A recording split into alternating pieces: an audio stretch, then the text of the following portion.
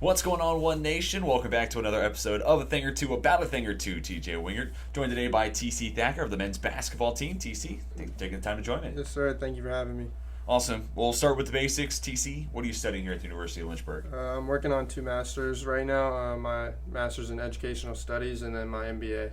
Awesome. And what do you hope to do after graduation with those couple of masters on top of your undergrad? I kind of want to get in coaching eventually, so that was kind of where the educational studies came in. But then also working on my MBA just to work in sports in some factor if I have to.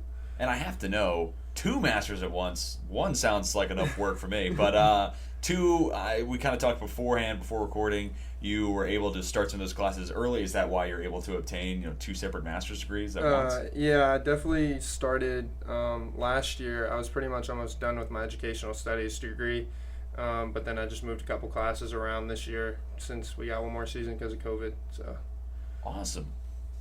So TC, now if you could tell me what goes in, especially this year now, going after a couple of master's degrees, how do you balance the amount of time the educational side takes, but then also what you're doing on the court?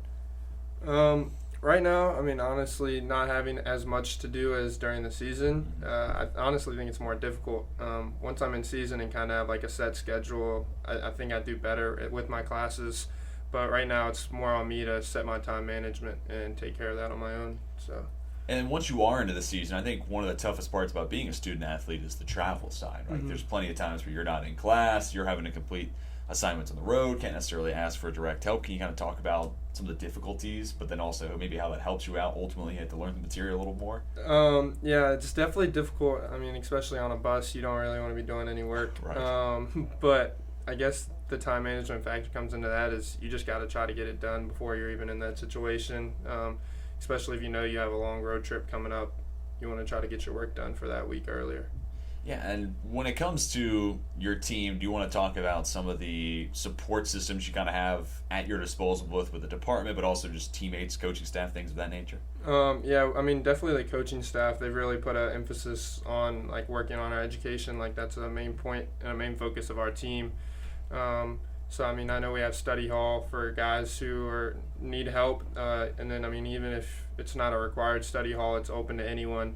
And then Coach Scott definitely has multiple people to point us in a great direction to help us if we need it.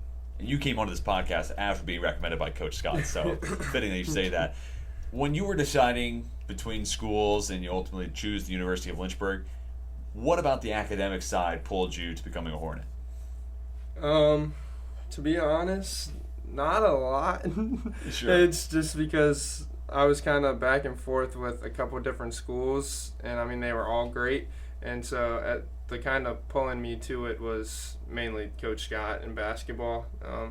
So honestly, it wasn't a lot because I had a couple good options for school-wise. So, I mean, I knew that they had a great program, and True. It wasn't like that was a knock on Lynchburg. So.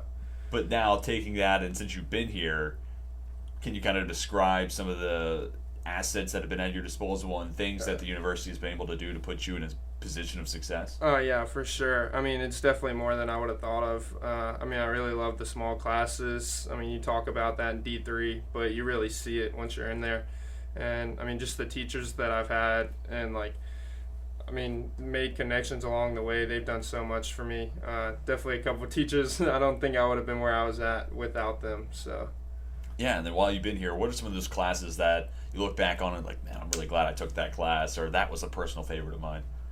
Definitely some of my Westover classes. So we have colloquiums, which are kind of like electives that we get to choose, and they're just kind of like really eye-opening. One was taught by Dr. Piper, and then the other was taught by Tom Bowman.